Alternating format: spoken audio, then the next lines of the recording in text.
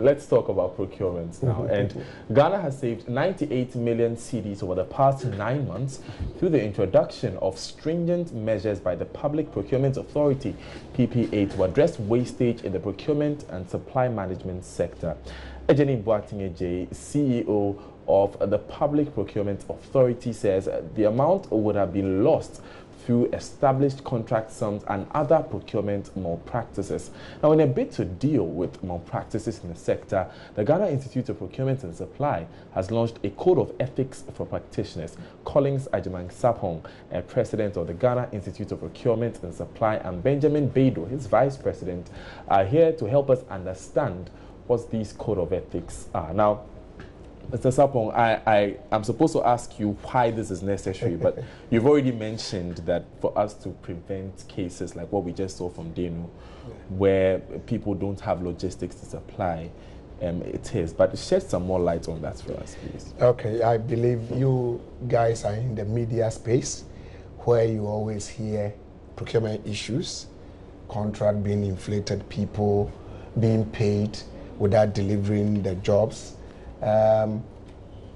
Contract being given out on sole sourcing and single sourcing. So almost every week, every month, you hear procurement issues, which people are like, are this happening? And do we even have professionals doing this? So as an institute where we have our membership are the 4 runners of the procurement system within the country, we thought it wise that, look, we need to come in and support in terms of coming up with this code of ethics so that at least our members will work with probity and accountability and integrity so that they will not allow themselves to massage the system and cost our country, so that the kind of value for money that we are looking for will go to drain. So that is why, as an institute, we've come up with this code of ethics. Yeah. Right, and Mr. Beidou, one of the most common expressions in Ghana is that we are not a nation without laws. We have so many rules and so many laws. Now, for a respected organization like yours, would you be adding any punitive measures so that maybe your members will be more incentivized to follow them? Sure. As an institute, you know, we stand for professionalism, and then we stand for ensuring that you do the right thing and then eschew all forms of, you know, wrongdoings. So of course, we have a disciplinary committee, you know, and if it so happens that one, you know, violates or contravenes what we have just put out, we just refer to the disciplinary committee. They will look into your case, and if it so happens that punitive actions need to be taken against you, we will do that.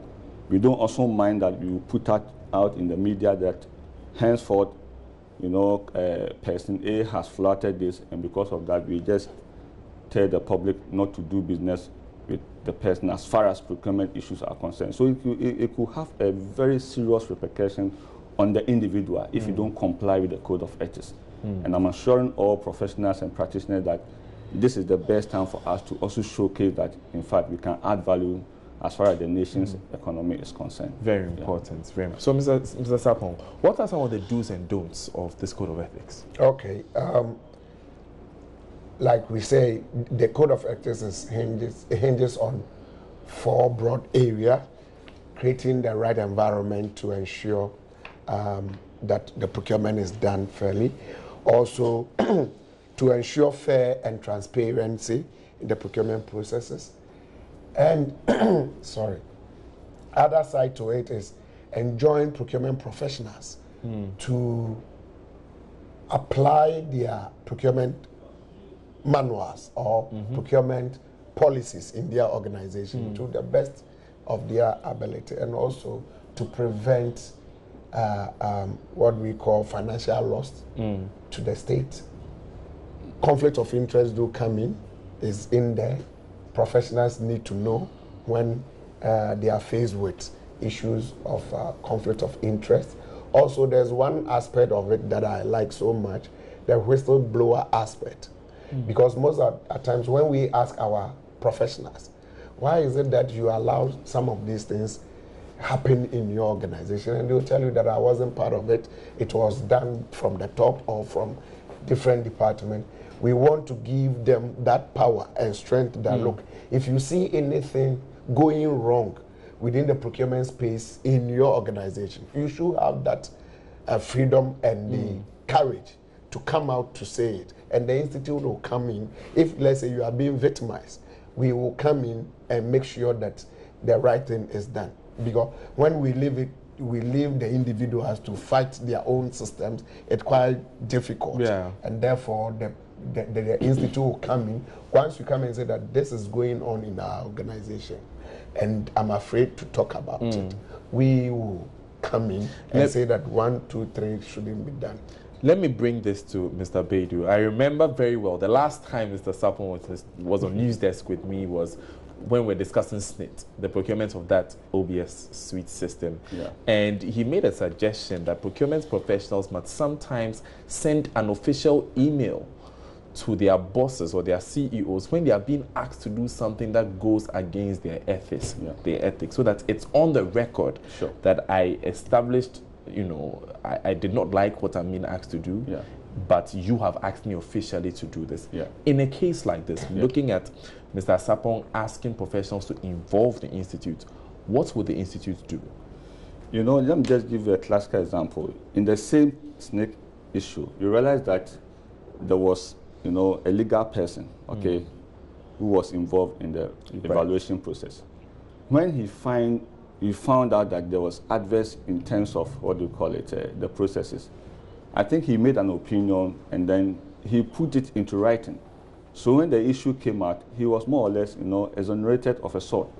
In the same vein, as a procurement professional, we have, as my president said, we have the whistleblower, inserted in there. So it should be carried to come out. And in case, you are not, listening to, the best thing is to make sure that you, have it in writing or a form of record. And if you look at the procurement law under section 28, it talks about procurement proceedings. So everything that happens from beginning to end, you should be able to have, a written document to that effect. So in case there's any issue of auditing, you may not be found wanting. And that's what I call professionalism.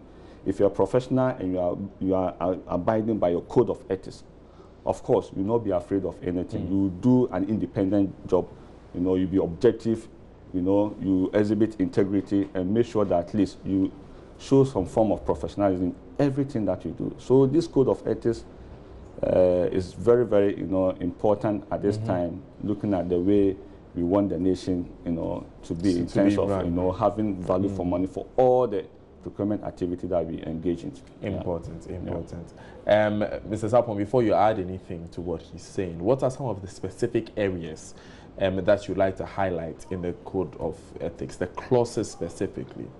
Okay, one, using good judgment, because as we say, as a professional, you will always be judged by your decisions that you take. So you use your judgment that what I'm doing, is it good? Are we achieving value for money? What I'm doing within this procurement process, granted it comes out, would I be comfortable that whatever I'm doing will come out? So when you are taking something, let's say you are taking a bribe from a supplier, you are doing that behind closed doors. It means that once you are doing that behind closed doors, it means that you don't want people to know. And therefore, once you invite the person at the corner, the guy brings you an envelope and you take it. In your mind, you have to know that you are doing the wrong thing. It means you don't want people to know that you've taken bribe or you are just splitting your bulk. Okay? As soon as it comes, you need to. Also, there's another thing that it comes, conflict of interest.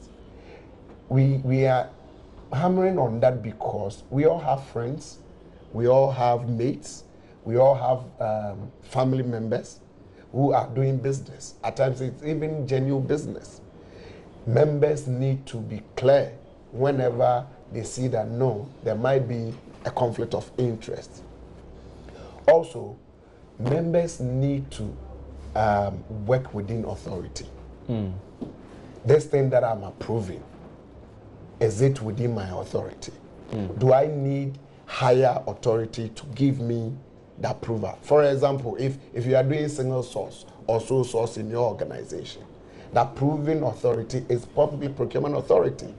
So as soon as it comes up, you don't just go ahead and just do it because you are the procurement head or you just support your CEO to have it done. You need to work within your authority. Okay. And but aren't some of these things down to the person's subjective discretion? Like when you say good judgment, I mean, good judgment is relative from person to person. Yes, good judgment is relative. But the question that I pose, why is it that you are taking the envelope in a hotel but not in your office? Okay? Why is it that you are letting them bring your gift to your house but not in the office? Why is it that you are not declaring what you have received? As soon as you cannot declare to a second person, then as a member and a professional, you need to know that what you are doing is not right. And once you don't want people to know as a professional, then quickly you need to stop. I always say that what do you do when nobody is watching? That defines your character. Because we wear code, we do everything, but behind, what are we doing? Very important. So let me come to Mr. Baidu. Perhaps there are some other clauses specifically you are very interested in. Sure. President talks about conflict of interest. It's very, very important that if it happens that you have an interest in something that has come to the fore, especially when it comes to the evaluation process, you are supposed to declare your intention so that when decisions are being taken on that particular, procurement activity, you just excuse yourself from the decision-making process. It should not happen that you are the same person who has an interest and yet you are the same person evaluating. There has to be these checks and balances, and that one has been defined in our code of ethics. And also, you have to ensure that you treat all suppliers, contractors, and consultants in a fair manner. Information that is given to supplier A should also be given to supplier B, so that if it so happens that somebody wants to challenge the process, at least you have evidence to show that you have given opportunity to all manner of interested parties within the procurement activity.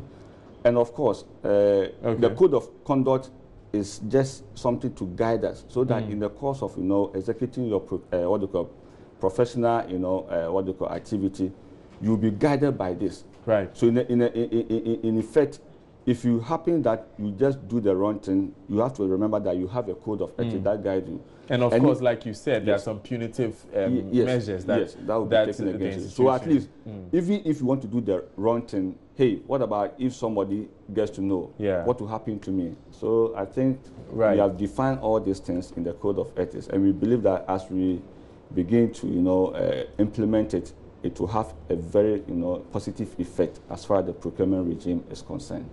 Thank you very much, Mr. Benjamin Baidu, and of course, Mr. Collins Tajima Sapong. We're hoping that the next time we have any of you in the studio, it won't be another SNIT OBS that has come up.